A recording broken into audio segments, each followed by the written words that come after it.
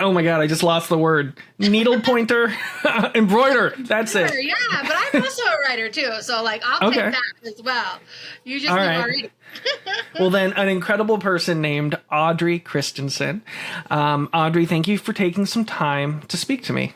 Yeah, for sure. I'm so excited to be here. I always just love hearing and doing different stories with a variety of different people. So I'm like, I love when people are like, oh my God, you want to do that? I'm like, yes, please. Let's have a great conversation.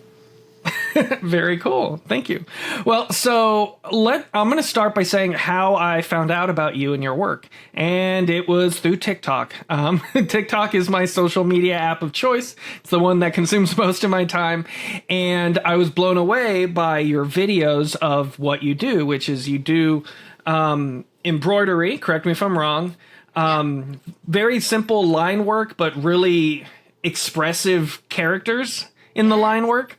And then where it really shines is you do painting on top of that. Now, I know in your videos you said it's watercolor, but these are the most dramatic watercolors I've ever seen. Mm-hmm. So right off the bat, I got to ask you, where do you get your watercolors? They're actually hand-ground watercolors from an artist down here in Utah, is where I'm located. Her name is Nancy Olson, and she hand-grounds all of the watercolors, and I get them from her. And so it's there's a collaboration together that she does, and she has vibrant colors, and it makes me super duper excited. Every time I see them, I'm like, please give me all of them and let me just douse myself in them because they're great. It's amazing. So I do some watercolors too. And over the years, I've ended up really falling in love with Culture Hustle's watercolors. And they're very bright and very neon, but they're not like the ones you're using. So can you just start by telling me how you ended up doing that particular style? Right? So crazy. It was really, I tell people all the time it's because I was lazy. Because embroidery, and when people consider thread painting, right? Where they're literally painting all of the different colors with the different stitches and thread, and the shadows and all of that kind of stuff. That takes time. Embroidery is not for the faint of heart. It's just you have so much that you have to put in there and so much to do.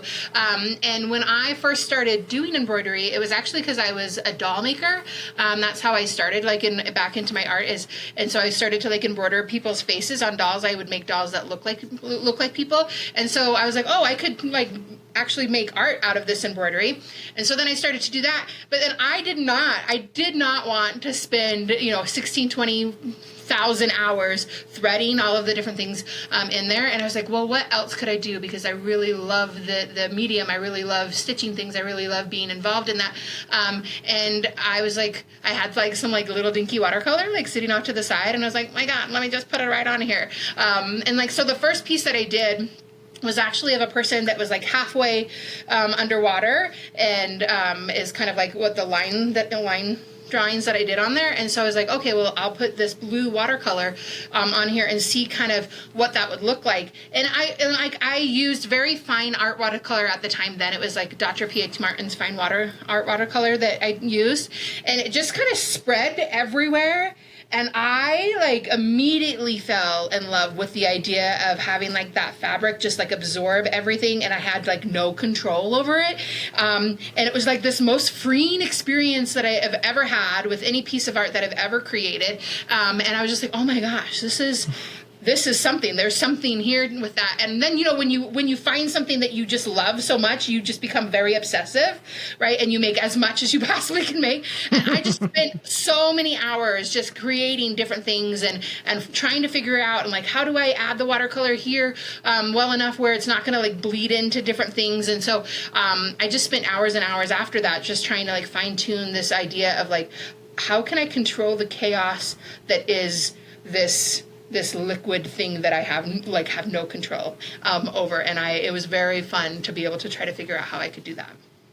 Well, I guess diving more into that, aside from the watercolor, have you noticed that you needed to use different types of thread or different types of I assume there's a word other than fabric that you use in the case of embroidery. Just called I don't know. Okay. I use fabric glue. Yeah, there was like, that's what exploration is, and curiosity is when you use any type of medium, right? You do that experimenting of like, well, what works here and what doesn't work here.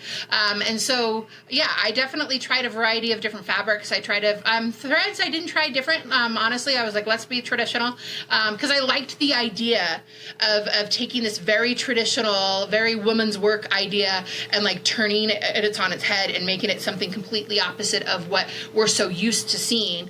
Especially during that time, like it was back in the time where it was like people were very much doing like the very traditional embroideries, what you normally see, and so being able to be in the sphere of like completely doing the opposite of that, but yet still honoring the practice of it.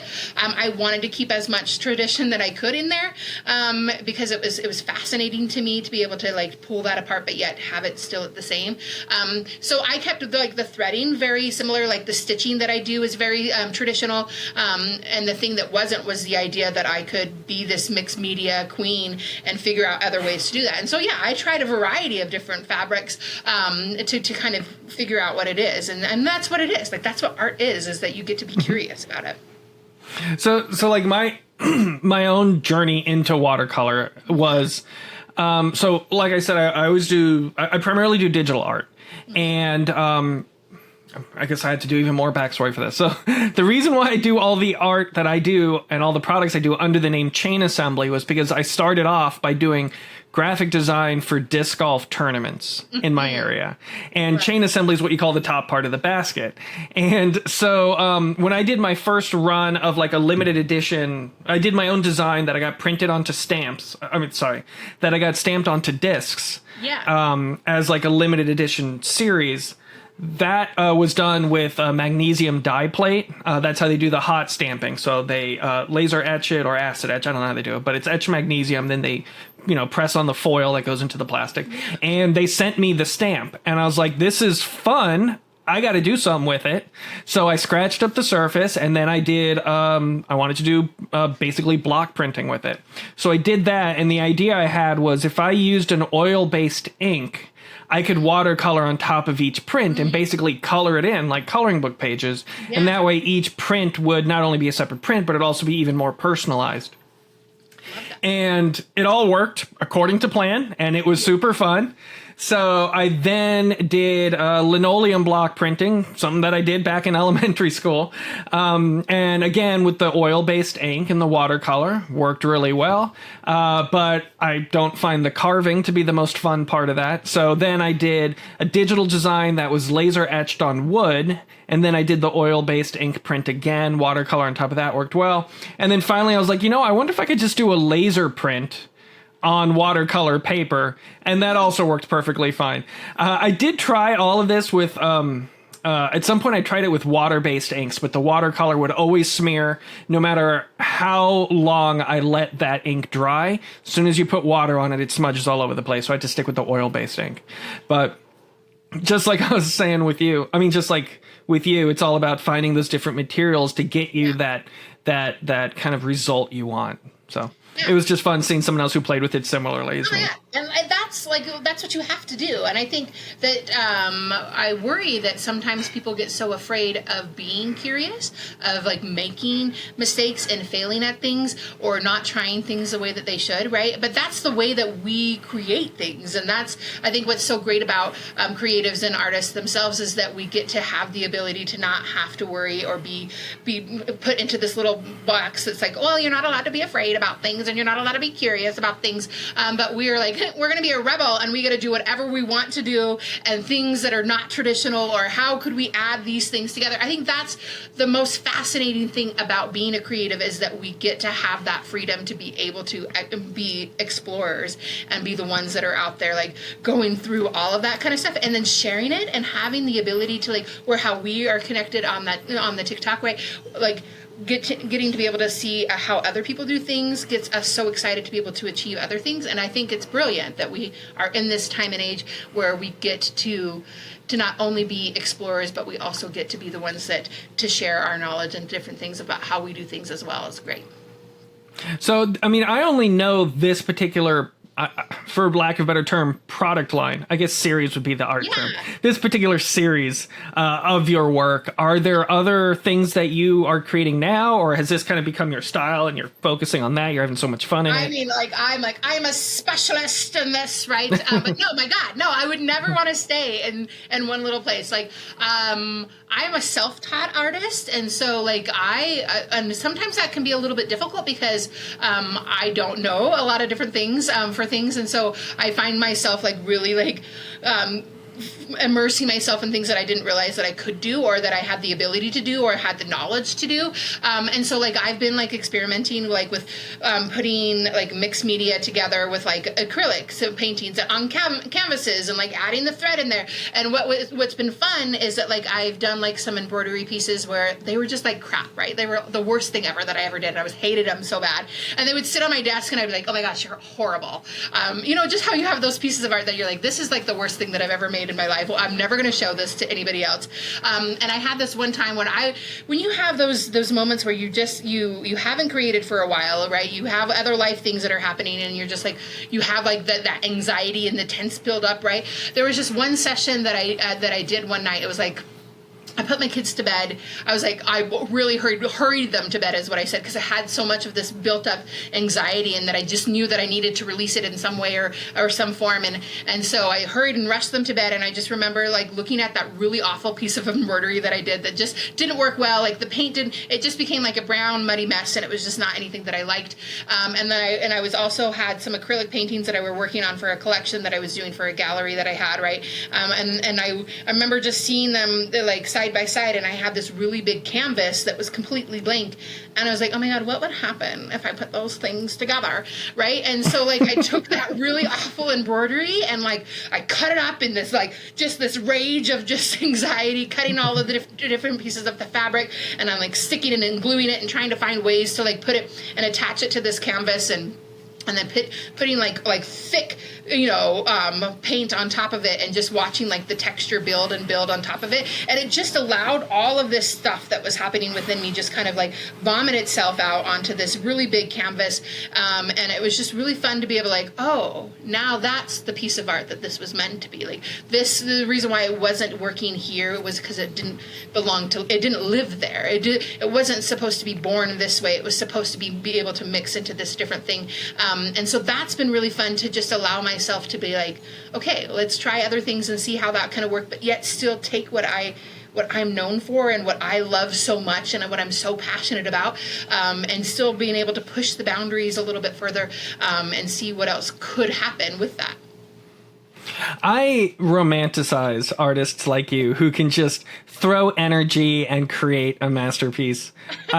I don't have that in me. Everything I do starts with a color scheme that I stick to, a set of fonts that I stick to, and then a spreadsheet of to-do lists, and I have to work my way through that to-do list. I have to plan everything out meticulously. I don't have any improvisation in me. Even when I'm sitting down to do watercolors to relax, I'm basically coloring those prints that I made. So even then, the only decision I have to make is what color am I putting here? What color is the shadow going to be? What color is the light going to be?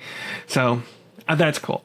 See, but I go with people like you. I wish that I had that analytical mind in that way, that I would be able. I'm like, I feel like I would accomplish so much, because I feel like I'm one of those like quote unquote pretend starving artists that are like, I cannot function without the emotion, right? And so there's some days that I was like, it'd be really nice if I didn't have to feel lots of things, so that I could just be the artist that I want to be without having to like really dive deep into my soul to find anything. So I envy you on that sense.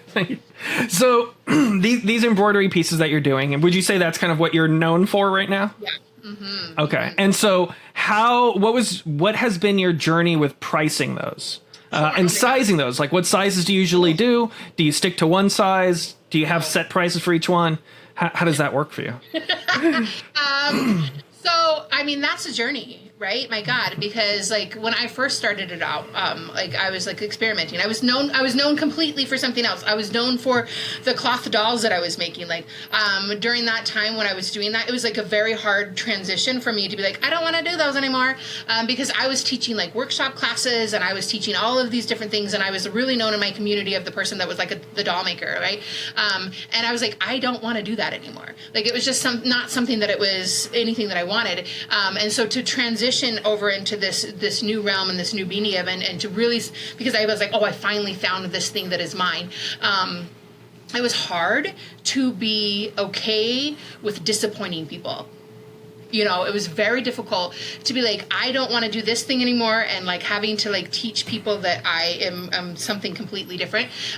And there was a lot of fear that was associated with that, right? So I found myself like really underestimating the pricing that I would do for that. When people were like, oh, I'll purchase that, I was like, oh my God, that's so great. And I would have, it would be like the cheapest price that I didn't make anything off of it, but I was like, oh my God, somebody likes the thing that I did. And so it was hard to realize that your worth in that, because it's definitely something that when you're at that beginning stages of things, you can't fathom that somebody would actually buy something from you at the price that it should be priced at. And so you start off at that very low end, right? And then you get the confidence and you get the ability to move forward and to adjust those pricings. And I did that consistently. And anytime that I felt like, okay, and I would go back to my emotions, because that's what we do, right? I would sit there and I would look at my pieces and I'd be like, why are you worth this much? And what is it really about this piece that I could be okay and could be comfortable? And where is my nervous system sitting in this? And would I be okay if this piece sold for that amount? Or would it really make my heart hurt that I took this piece that it wasn't necessarily the price that I wanted to price it at? And I would sit with that for a while. And so, it's definitely changed. I've been doing this for now, like about 5 years, where I'm doing exclusively the watercolor embroideries, and pricing those and selling those. And it's my price from the very beginning was like, small little, 6-inch hoop that's like nothing for like $20, to now that 6-inch hoop I've sold, over for, I like the highest price point that I think I've ever had a 6-inch piece was probably around $200, where I'm offering that to people, and that's still like very small and very tiny, and that still makes me go, oh my God, is anybody going to buy it? And have lots of feelings with it. But you adjust that and you allow yourself to become confident in what you choose to do, because it's all based on what you want to do, and that's hard as an artist, because we want people to love us, and we want our work to be there, and we just want to give, and give whatever we have, because that's the most important thing for us. So this might be hard to estimate, hard to estimate. Yeah, hard to estimate. I'm going with that one. This might be hard to estimate, but about how long do you have a completed piece in your inventory before it gets sold? If you could guess that. A 6-inch hoop. No, I could tell you. Okay. I could tell you. I got a piece sitting here that's been chilling. I would have here's a story for you. Okay. That I think would be the best way to be able to understand it, is that I do a lot of markets throughout Utah, and there's different types of pop-ups and different things that I'm at that I go to consistently, and I share a lot of my work online. Like that's how we knew each other, and so I'll share the process of me actually creating it, right? So people watch me make the pieces, right? And they spend time with me as we're making them via online, and so they'll see the process of me doing that, and then I'll go to markets, and then people will see me at the markets and they'll look at those types of things, right? And it's a big commitment for people to be like, this is what I want, because people don't know what to do with it. Like, what do you do with a watercolor embroidery? Like, you hang this up on the wall? People don't grasp the understanding of it. And so I had an experience just recently where I created this piece, and I did all of that, like what I told you. And it was like maybe 6 months or so where I've had this piece, and I would go and I would show it at these markets. And I was at this one event, and I had like a customer that was at my booth, and she and I were talking about different things, and she purchased, because I do prints and stickers and all of that other lower price points as you have to do to be able to be successful, and I had those there, and so she purchased like little tinier things that weren't as much money, and then it was probably And so I had that piece for about 6 months, and then saw her, and then it was probably maybe another 3 months later, I get a DM from this person that was like, I saw you at this market, and I haven't stopped thinking about this piece since I've seen you. Do you still have it, and can I get it from you? And so knowing that that has resonated with her, and that's been something that she's been thinking about, and I was so grateful that I still had that piece. It's by this time it's been a year or so, right? Since from the beginning conception until it went off into its home. And so I believe that every piece that I create has a home or a spirit or a place that it's going to be going to, and that I can't predict that. And that if I put all of these expectations or these limitations on this type of thing, the person that deserves it, that needs it, that's going to resonate with it, that makes them feel something about it, I can't take that away from them, right? And so sometimes we have to just sit in the knowing that what we do have and how we do express ourselves will eventually belong to somebody that it needs. And so I have, and that's been multiple times. I've had pieces that have had that story. So to get back to that's a beautiful story, but to get back to the question, do you find that you're like, okay, I need to slow down on making these because I've got too many. I need to sell some more before I do them. Do you bring all of them to the markets you do? Do you just bring the ones you think you're going to sell? Do you rotate what you bring? You want me to be very analytical. I like it. Let's go down. Let's break it down a little bit more. Okay. I love that, though, because I'm like, I'll give you all the fluffy stuff, but let's go business-wise. Okay, let's think about it. So, yes, I do all of that too, right? It's very important because we're trying to be successful in what we do, so that we can buy more art supplies, so that we can purchase the things that we can do, so we can create the art, right? So yes, I'm very strategic in the ways of things in that way. Depending on the market that I go to, or depending on where I'm selling my stuff or depending what gallery I'm putting things in, or whatever it is, I'm going to be mindful about who are the people there.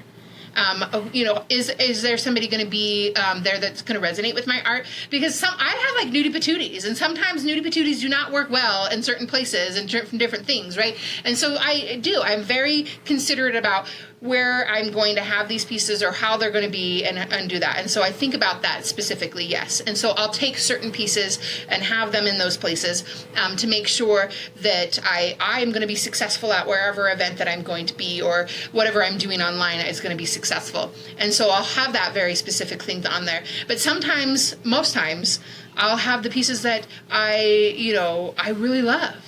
Right? That's mine, that I want people to know me of, right? And so you have to have those 2 points, right? You have to have that balance, that yin and yang of well, here's the different things that people will be able to do. Affordability, right? That's why I have stickers, right? And that's why I have prints, and that's why I have, keychains and the little dinky things that you see in a variety of different places, because there's only a certain amount of people that will be able to purchase things that way. But then I'll have my higher price points in hopes that somebody is going to be that experience, that story that I share. We as artists, even though I'm a carefree, emotional, oh my God, I still have to be in that way where I'm making very strategic choices about those types of things, because it is important for me to be successful. I'm going to have to start with a foundation and a base place of where could I go from here, and how can I continue to grow this and take on that responsibility of making sure that I am successful, and whatever that success looks like for me. Okay. I mean, from my experience during markets, I have learned that the less you have in your space, the better you're going to sell. And by less, I don't necessarily mean quantity. I mean breadth of items. Because when someone comes into your booth, they want to be able to, in 2 seconds, tell themselves, this is what this is. Am I interested in that? Yes or no? If they're not able to decide from what they're looking at, then they're not going to spend the time, because there's so many other people out there that they need to see before they have to go back home and pick up their kids from school or whatever it is.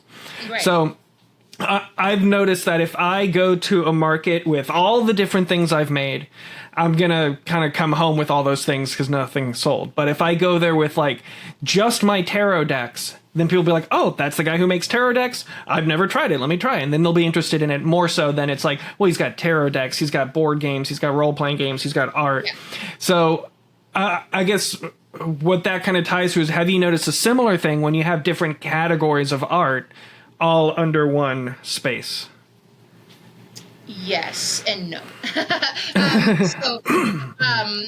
I would say yes. Like I definitely agree with you that because I also run an art market for vendors in Utah, and so we have these conversations consistently with people. And I have the people that are kind of like this is shiny and this is shiny and this is shiny, right? And they're the people that have multiple mediums of a variety of different things, and then they bring their whole house and have that, and you're just like, that's going to be nice for you.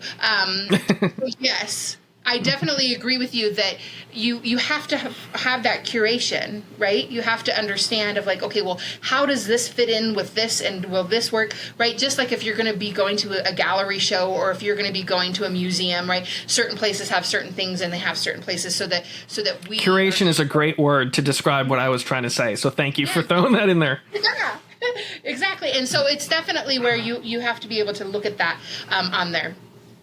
The thing that I would say that I'm opposite with you on is the less is more aspect of that thing. Like, I don't think that for me, and I am, as you can tell, we're very emotional.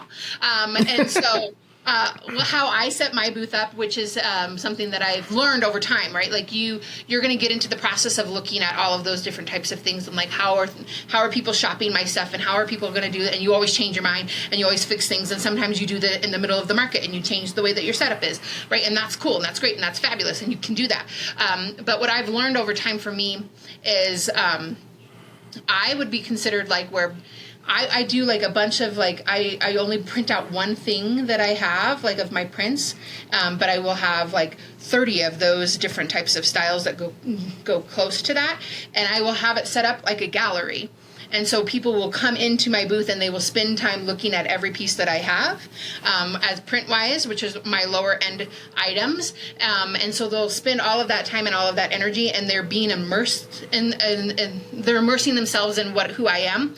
And by the time they get and reach to my table that have those bigger pieces and have those different things that are curated in the same theme, right, is what I really want to be very specific about that, because I think that is important. But by the time they reach me, they've already experienced me, and so they will then spend that time and that energy to be like, okay, well, this is what I want, and this is how I've done it. And so I've learned that by giving them the ability to really take their time and their energy with me, that what I've seen people like not care about what other people are doing in the other booth next to me, or not caring what other things are, because they are so immersed in the experience that I've provided them.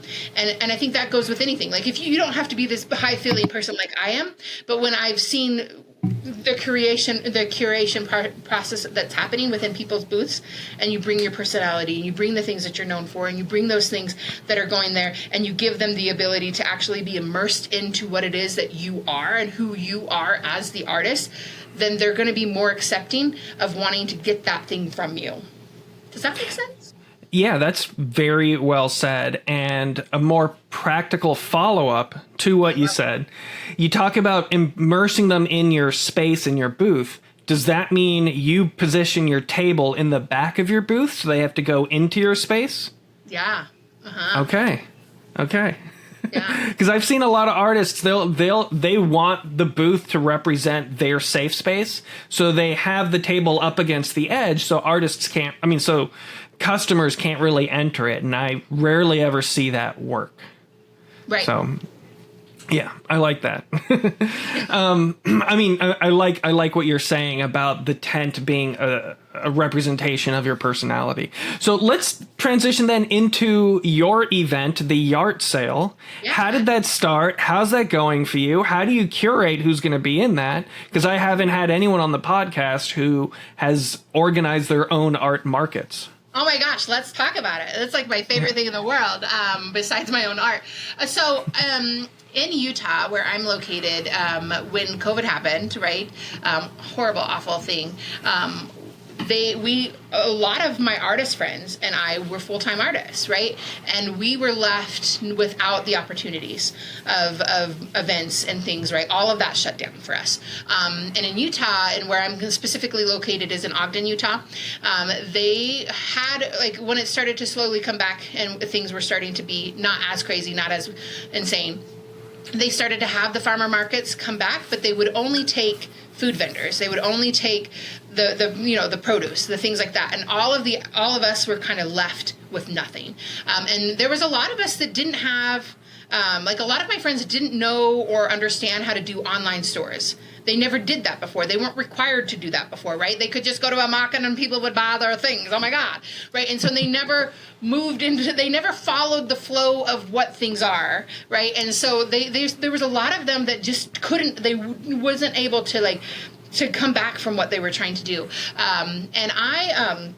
And so my house that I have, I have a half an acre, and I just remember sitting out in my yard one time during that time, and I was like, you know what?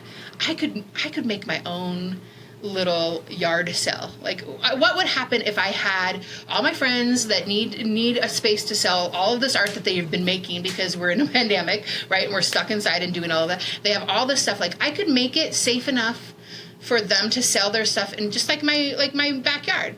Like, what would happen? What would happen if I had people come into my backyard and we could do this? And so then I put it out on my social media, and I was like, oh my gosh, what would anybody come to this if I had this in my yard and I had it safe, right?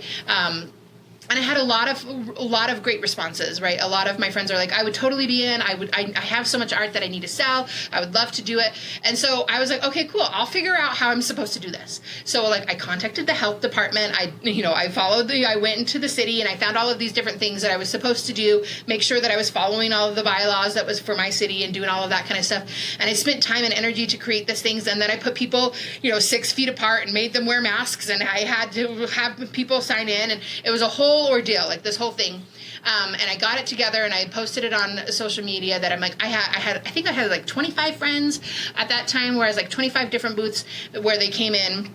They took over my backyard, and then I opened it to the public, and over 200 people, community members, came to this event because I had to have them sign in for the health department.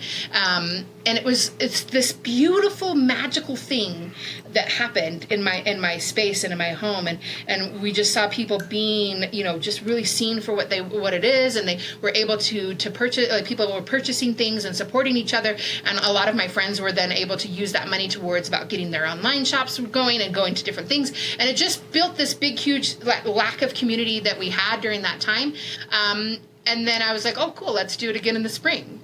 And then that's just kind of how it progressed. And it got to the point now that it got so big that the city of where I'm located was like, this is bigger than we anticipated. There's lots of things that are happening. Your traffic control, it was the cars were taking over the neighborhood, and it was this big huge event, And so they're like, we can't have you do it in your backyard anymore. Legally, it's just a safety hazard. And so they're like, come do this at this park that we have. And I was like, okay, fine. And so then I did it at this park, and then it blew up even bigger. And so it just was a natural progression of this kind of stuff, because I just provided a space for the community to come. And so that's kind of how it started and kind of where we're at. And the process of me choosing and curating and figuring out how to do that, that was a learning process for me.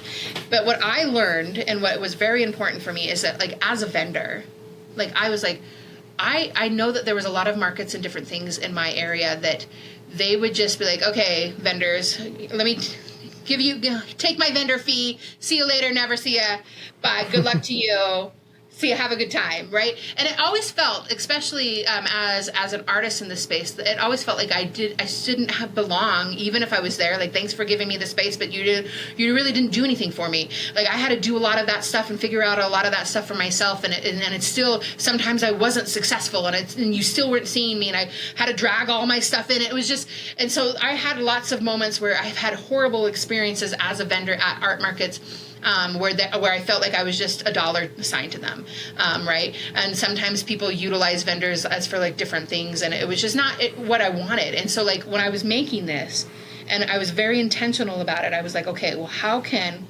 I create this space that is not only good for the community, right?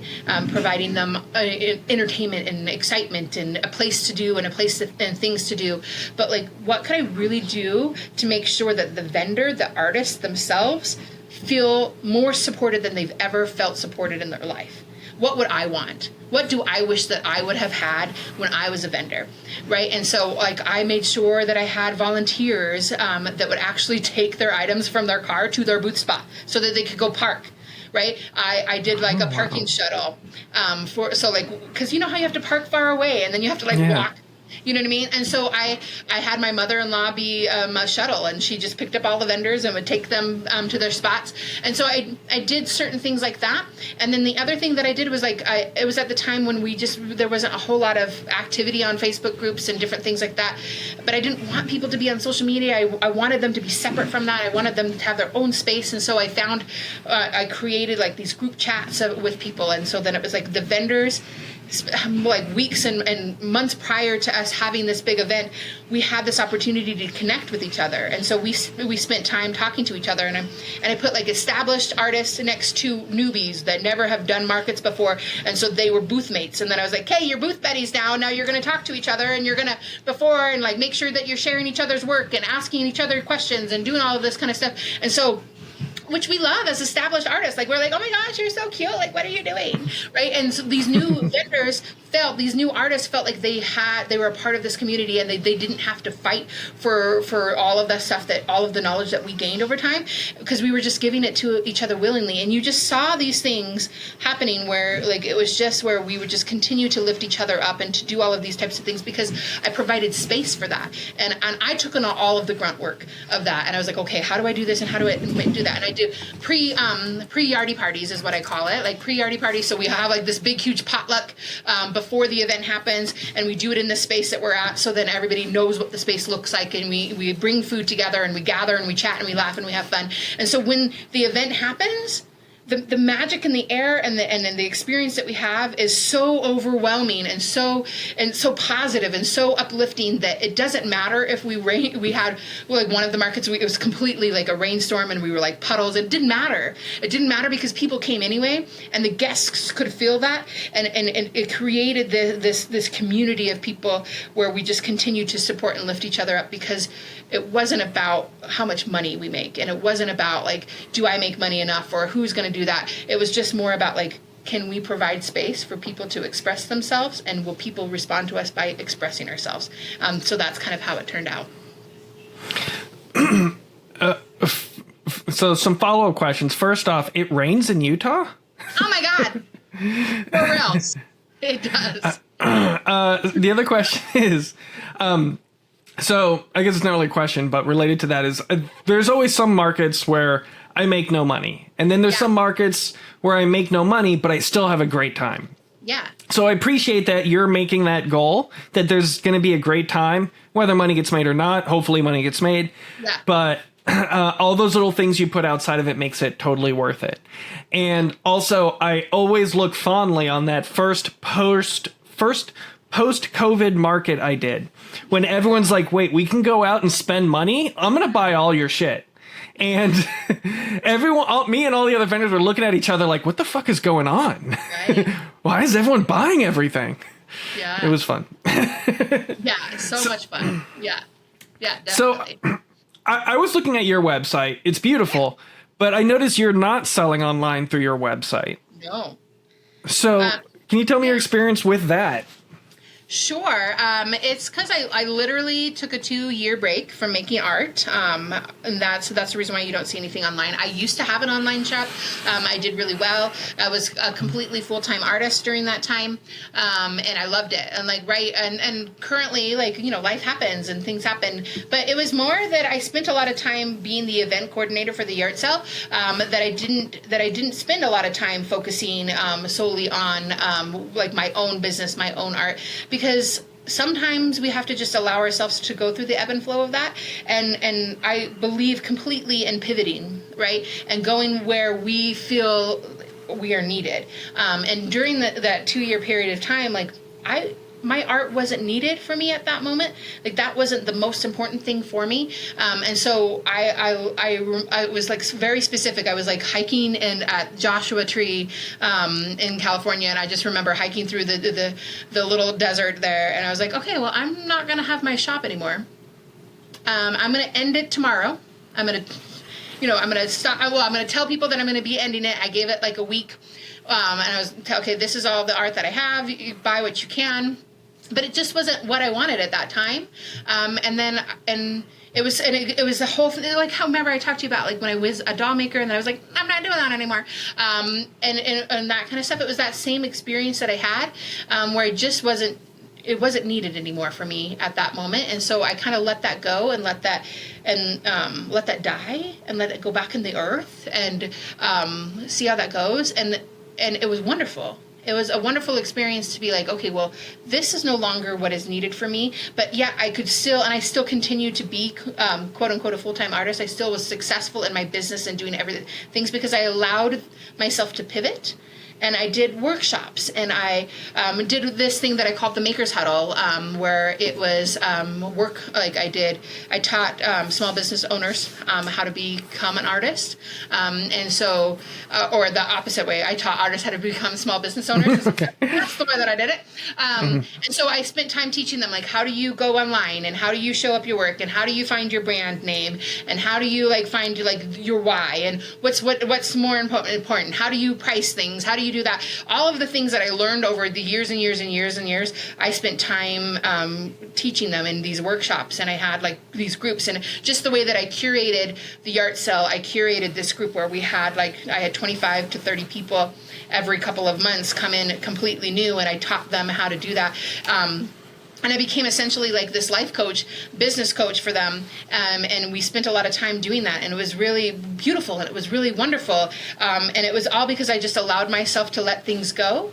And I didn't hold on tightly onto this idea that I could only be this one thing, that I could only do this thing. This is the only thing that I was known for. And by doing that, I was able to provide so many more opportunities for these different small businesses to become small businesses, these artists to become small businesses, because they had that support and that connection. And I have a variety of people that went through that course with me who is now a full-time, like I have one friend that's like a full-time candle maker, and he was just this little dinky little, I like to make candles as my hobby, and now he's selling and he has shops all over the place where he has his candles in different places, and he's become successful because he allowed me to teach him and to be in that presence, and I was able to do that. And so for those 2 years, that's what I did. And then I was like, you know what? That's not what I need anymore. And it was the same process that I'm like, where do I want to go, and what's happening with me now?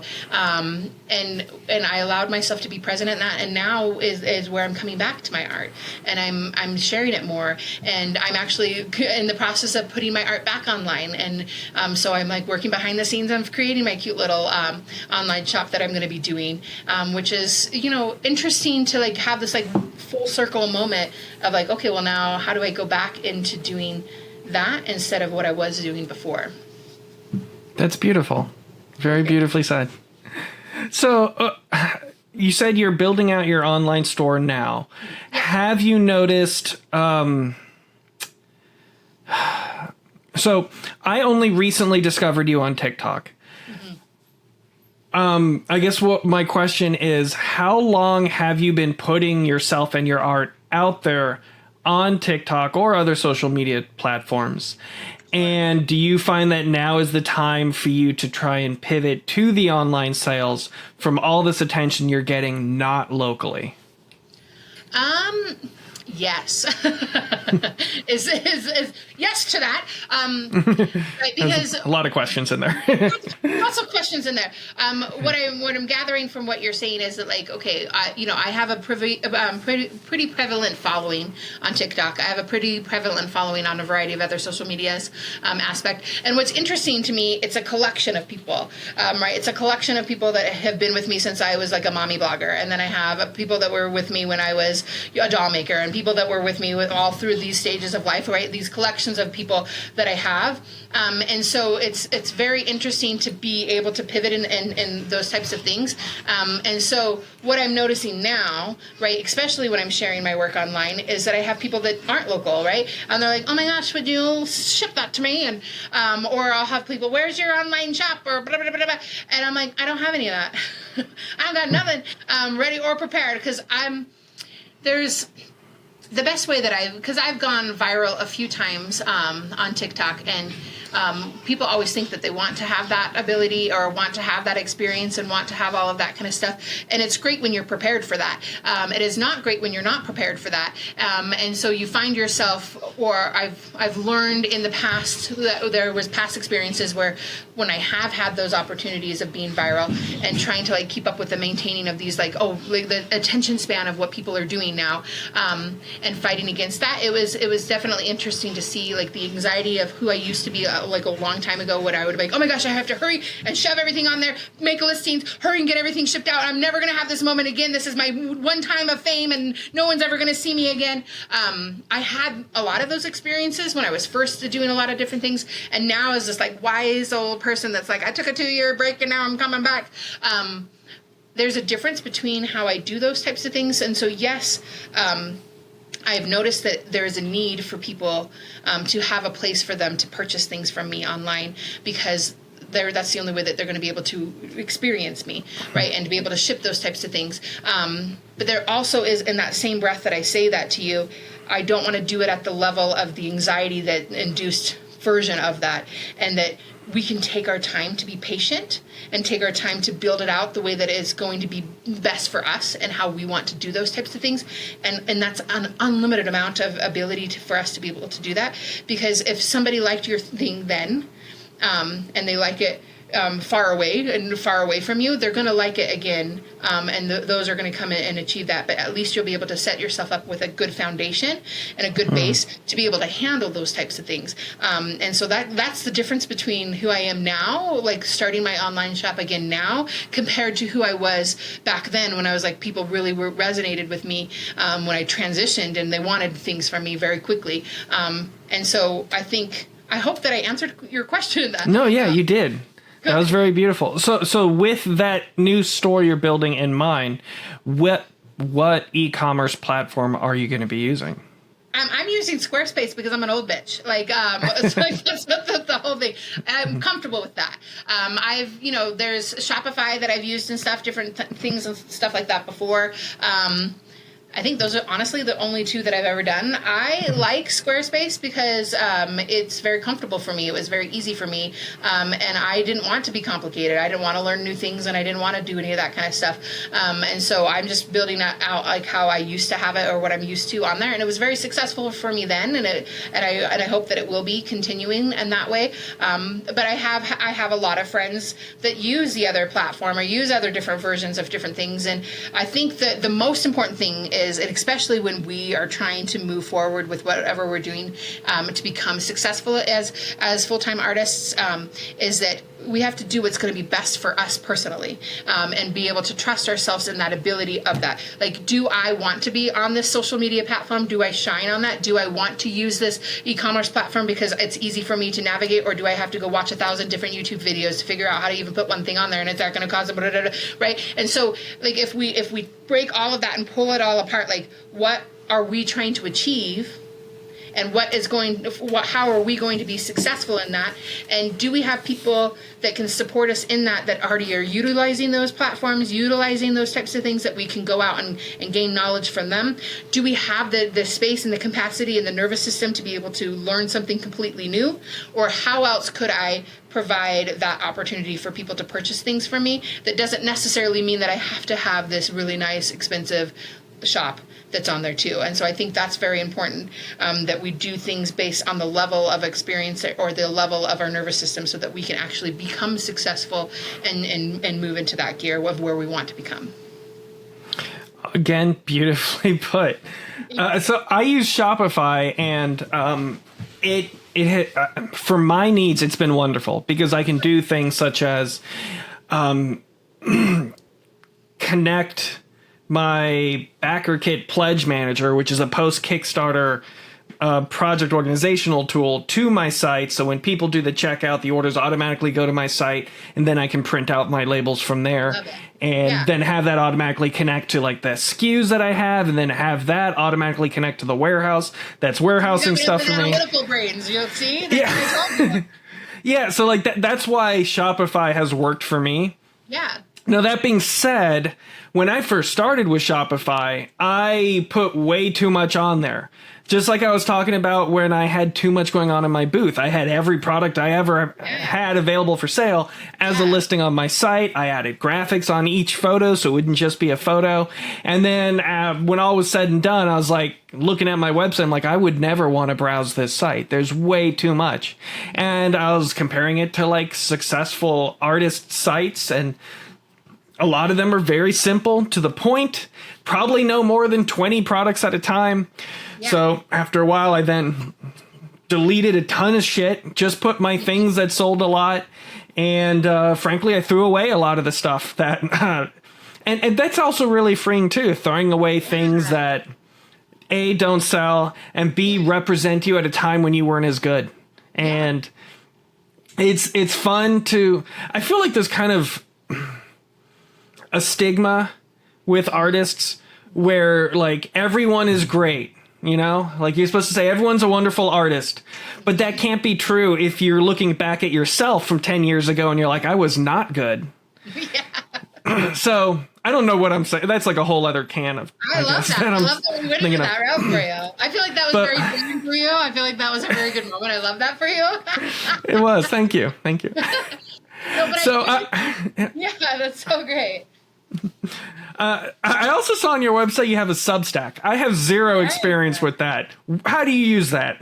Oh my gosh, I love it so much. I'm a writer. I'm a poet, and so and I'm also like an oversharer, right? And there's not enough characters in an Instagram post, or even on, like nobody reads the captions on TikTok, right? Come on. And I couldn't make people watch me for 20 minutes. Maybe one day I'll do a YouTube. I don't know.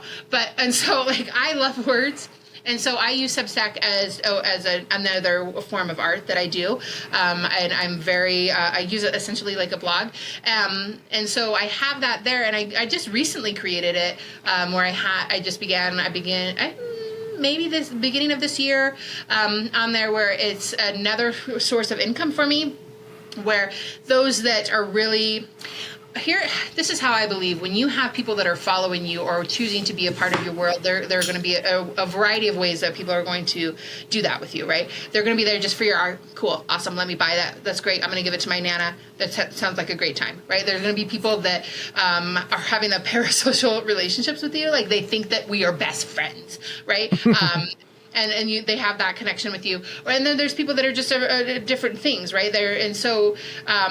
It's just the same thing as like we talk about having avenues for people to be able to connect with you in a variety of ways, right? Having an online shop for people to purchase things, finding ways for people to connect with you in person and with markets, doing workshops, doing different things. This is just another avenue for the people that want to dive a little bit deeper into who I am and what I am as a creator, and using words that resonate with them.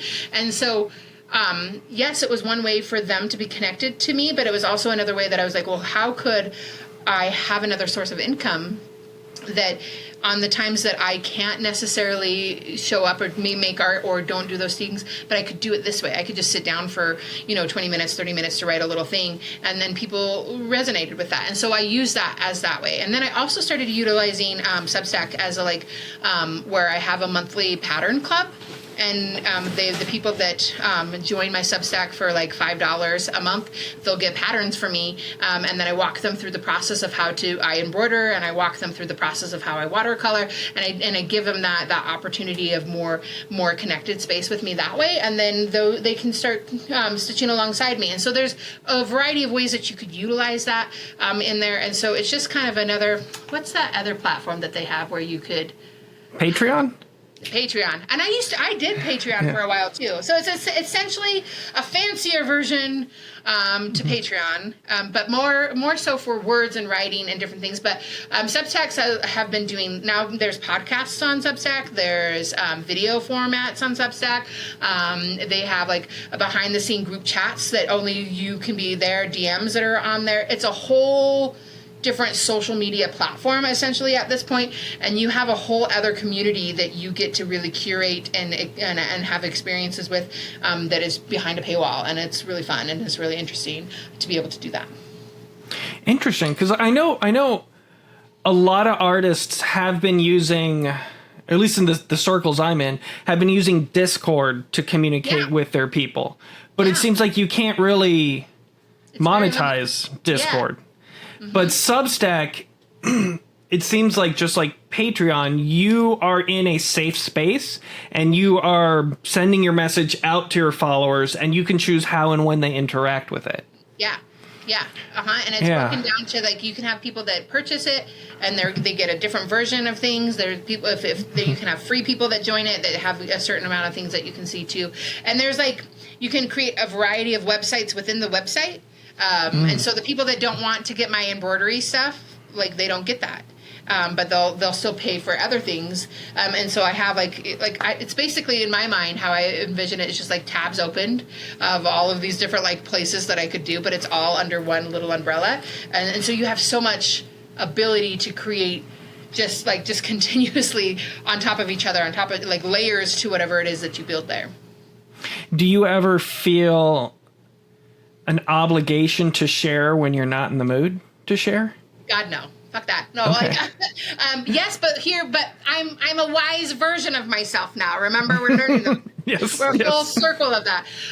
Yes, I think because there's sometimes that I do worry about that, right? Like the last time I think I posted on my Substack was probably about 2 months ago, truthfully, to be honest.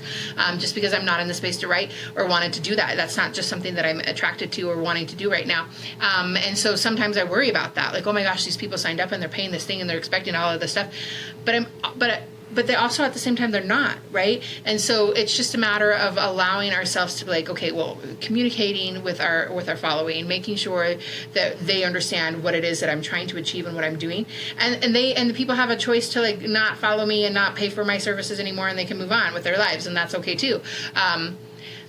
And I think that if we go in the ebb and flow with whatever we're doing, especially with what art or medium that we're utilizing, we're allowing our following to do that same thing with us. And so there's going to be some times that I will be very active on there and I will gain a lot more followers on my Substack and I'll gain more money in that sense. And then there's times that it's not going to be that way. And that's all okay. And I think that especially in this day and age, that we feel like we have to be present and show up consistently, and we have to do all of these things like for us to be considered successful and right, because we're so consumed with like just instantly being able to be a part of someone's life and instantly be able to get whatever it is that we're trying to do. We feel like we have to live up to that standard. And I followed that train. Like I was diehard, let's go. I posted every day. I did all those types of things, right? And then I realized that that's not conducive for what I want to do. That's not the life that I want to achieve, and that's not the thing that I want to be. And like, what is my level of success compared to what it is that I'm required to do? And who makes the rules of that? Like, I got to make the rules about whatever I want to do. I can create whatever I want. I can write whatever I want. I can post whenever I want. I can do whatever I want. And because I am control, like that's the reason why I started my business, right? That's the reason why I didn't want to go work for somebody else, is because I wanted to be in control of what it is, what my day-to-day life is. And that if I'm allowing the following that I have dictate that, then I'm no longer working for myself and I'm working for them, and that doesn't make sense to me. And so I changed my perspective from that, and I'm just allowing myself to just be present, and like wherever I choose to spend time is what gets to be grown at that time. And that doesn't mean that the other thing isn't getting watered. It just means that it's not in season, right? And that's not the time for us to be able to worry about that. And so go where it's important. And when you do that, everything else and all of them, wherever they are, will come and be part of that, because they want to be where you are and the way that you're expressing yourself, because they want to be a part of that, you know? I love that. It's not because you're not watering it, it's because it's not in season. Beautiful. Mm-hmm. Thank you. Audrey, this has been a wonderful conversation. Thank you so much for taking some time to chat with me. I feel like I've learned a lot holistically about where I need to think about I'm headed. And for anyone who wants to see your incredible embroidery pieces or anything else you do, or join some of your classes, or just fuck with your shit, they're going to find you at heybefab.com. That's HEYBEFAB, heybefab. And you also got heybefab on TikTok, Facebook, Instagram. I make it easy for you. Yeah. All right. Well, thank you so much, Audrey. I really appreciate your time and hope you have a wonderful day. Yeah, thank you. Bye-bye. Art for Profit's Sake is recorded through Riverside FM, distributed through Spotify for podcasters, and edited on Adobe Audition. The music is provided by Old Romans. If you learned anything useful or found this podcast helpful, please rate and review us 5 stars. If you want to learn more about me or my art, head over to chainassembly.com.